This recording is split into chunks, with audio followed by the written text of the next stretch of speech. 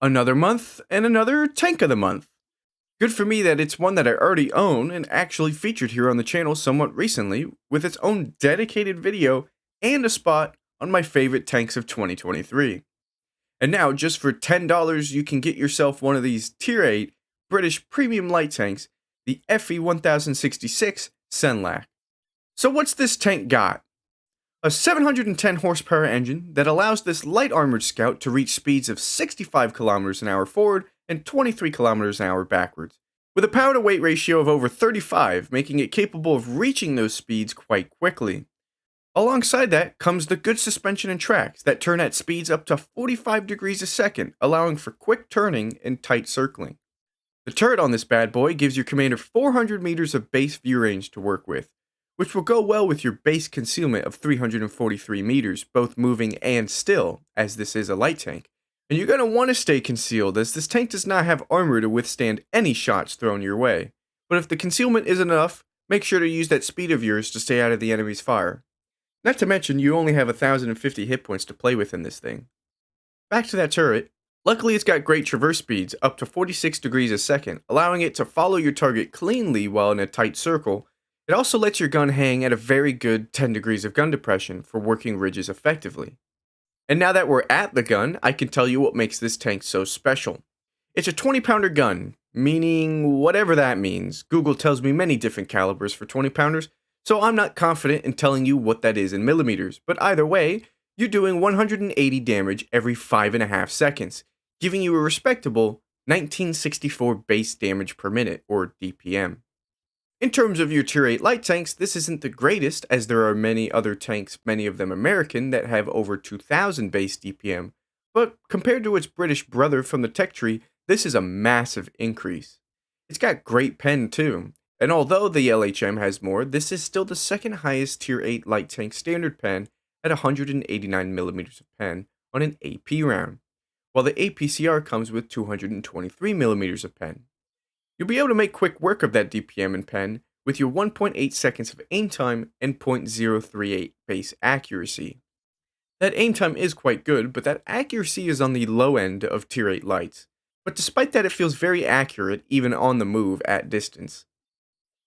So, slightly above average DPM, high pen and good handling in practice, is that what's so special about this tank? No, I haven't told you about its HE rounds. They're actually called grenades, believe it or not, and they do less damage than the regular rounds. So they're worse? Well, no, because while using grenades, you have a much faster reload, meaning you can dump them into lightly armored vehicles for damage that ramps up quite quickly. Of course, it being this tank's HE and only having 50mm of pen, it only really works against lightly armored vehicles. But that just means you can take out other light tanks with ease. You'll be doing your own thing, light tanking, and then here comes a vanguard or some other enemy light, being mighty aggressive and forcing you to move. But the grenades allow you to fight with quick firing power, and when you get it to work, boy does it work. There is one other caveat to it though. It only has 150 meters of effective range, so they do have to be quite close. And I will say, it rarely comes into play in your day-to-day games, but this is one of those rare tanks where I do have HE loaded, and I actively try to use it. It's just so much fun when you can use it. So do you like what you see? Well, again, this is the tank of the month, so you have an entire month to make up your mind. But if talking about it hasn't convinced you, then let's provide some gameplay and see if that does it. We're going into this match with a full 9-skill commander with my typical light tank perks of 6 Sense, Situational Awareness, Camo Expertise, Rapid Loading, Steady Aim, Born Leader, Snapshot, Run and Gun, and Designated Target. With an equipment setup of coated optics, a camo net, and ventilation, and nothing special on the consumables either, with the usual premium repair kit, food rations, and a standard med kit. As usual, this is my loadout, and you can always choose your own, but let's get into that battle. And here we are on Abbey. Abbey's been a weird map for me recently, where I've been getting it quite a lot. And I'm not doing terribly in it either. If you remember correctly, last month, the Tank of the Month review featured Abbey. So I am interested if the future Tank of the Month videos will continue to feature Abby as the highlight gameplay for the tank. But we're gonna go into the middle here, and we are bottom tier. This is a tier 10 game, and we are in a Senlac. And I was gonna try and get an initial spot on their spawn. There is no artillery, but it would be nice to know where people are going. But there was a charioteer, or the Vindicator, can't remember which one, even though we just saw it, that rushed into that aggressive position early on inside the buildings, which doesn't happen very often. So I wanted to get out of there, and then the Vanguard showed up, and luckily I was able to put a round into him, and he missed. So I can see I'm sort of alone in the middle, so I'm gonna just leave and let them have it. There's no way in hell that I'm going to fight for the middle against a Vanguard and a Charioteer, 2 tanks, let alone whether or not I actually think I could take them out, without knowing whether or not a tier 10 is going to roll up through the middle and back them up. So instead, just fall back. I got a shot off and I came out clean, so we're just going to play it safe. And here comes the Vanguard. And I do get a shot into him, so that's 2 shots into him now, but now I'm spotted. And he's gonna play super aggressive underneath us. And so I'm thinking to myself, I have to be the one to take this guy out. There's no way my friends can play on the ridge with a Vanguard, proxy spotting them or playing below them. So now that he's sort of in the ditch and he's slowed down, I'm gonna go after him, and here's my HE rounds. Using those grenades, making sure to do as quick damage as possible to him, and also track him. Perfect. And now that he's tracked, he is dead. But the Ferdinand takes that for me, and I don't know why he did that, because now he's down and out in the open of the map, in front of an E75. But the E75 might be struggling on getting an angle on him. But the Ferdinand is now basically a dead man, if I do say so myself. Because you have, if you can see on the map, they have the middle area on the right side as well, which has clear line of sight on him with bushes that I'm not spotting. So it's only a matter of time till he dies. Somehow I'm penning these rounds on the lower plate of the E75 while they're orange, and I do wait for him to turn. You can see he's sort of wiggling, like he's going back and forth. So wait until he lines it up straighter for you, since you're using APC or not heat, and you'll be able to pen those. I didn't get a 3rd shot into him though, but we'll just spot that Type 4, get him gone, and then shoot the Scorpion. And now I'm thinking, okay, that Ferdinand that I said was a dead man is rolling up and killing the E75. He actually took out the E75. So do we have the middle now? Well, we don't know where that Charioteer is, and I'm gonna hedge my bets that we don't have the middle, as the Ferdinand's still not in there. And out of nowhere, a 114 pops up. I wanted to go and shoot the Scorpion G real quick, and maybe take something out, shoot them in the rear while they're not paying attention to that area, because why would they be? But there's just someone sitting there that I was not expecting. So I'm just gonna run around a bit and just see how the match develops. It is 8-11, and our Ferdinand is still alive up in the middle now, so we do have it. So I'm gonna play there now. Well, if we have it, I might as well use it, right?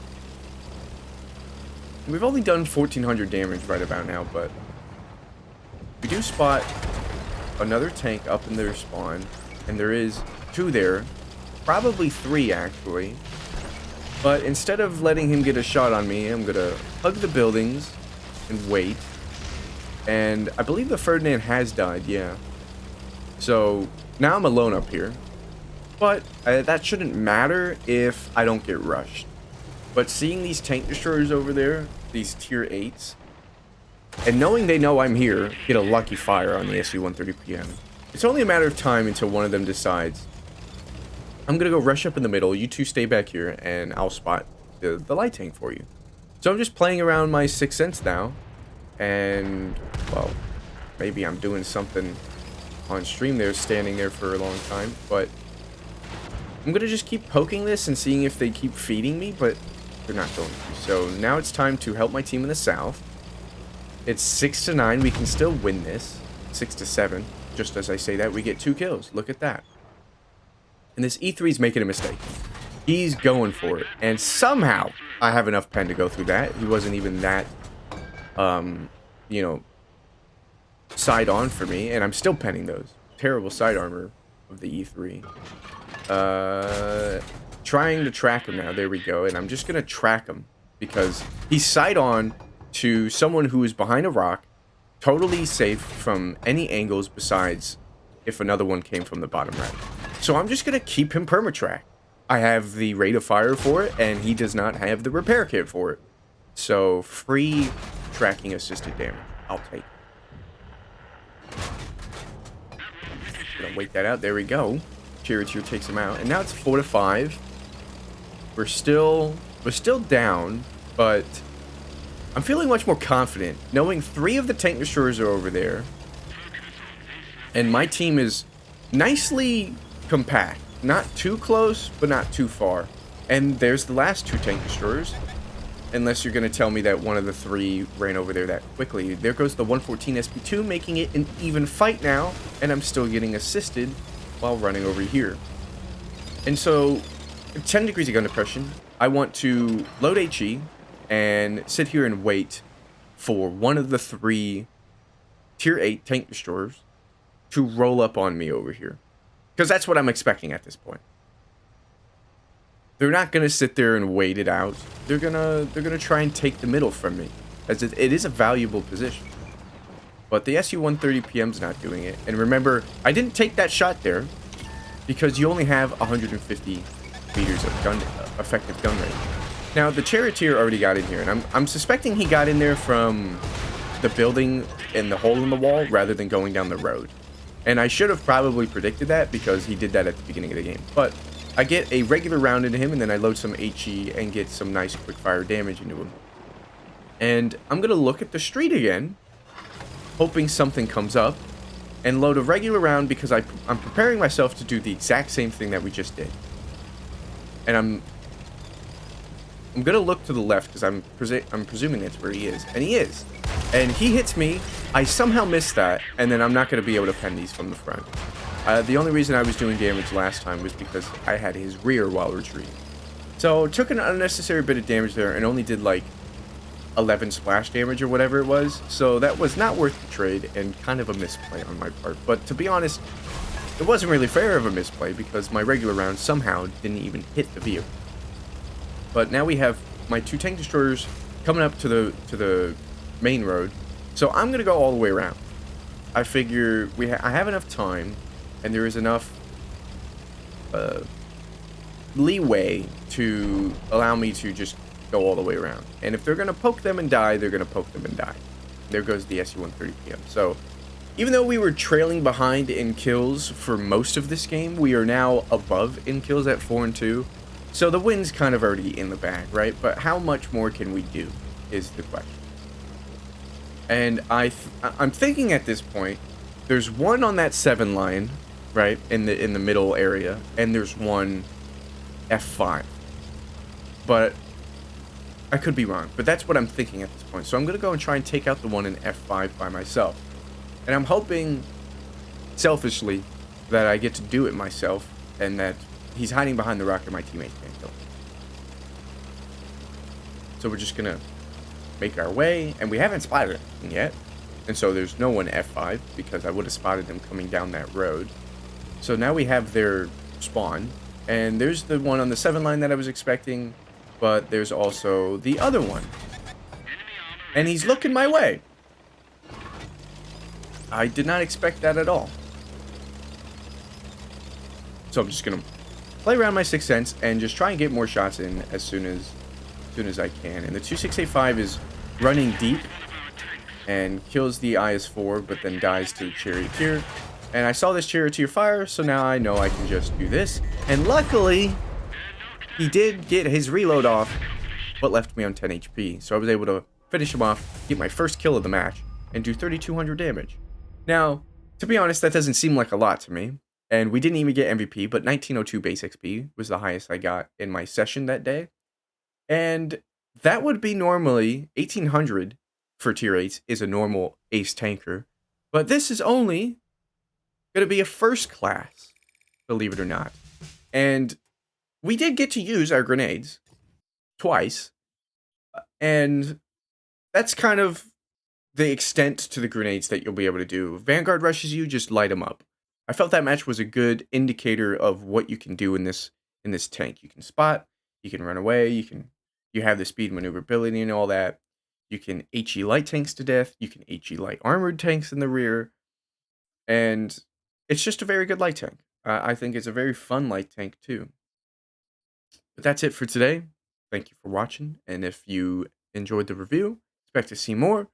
I hope to do more Tank of the Month reviews as long as they're not Cold War vehicles, and I will see you in the next one. Take care.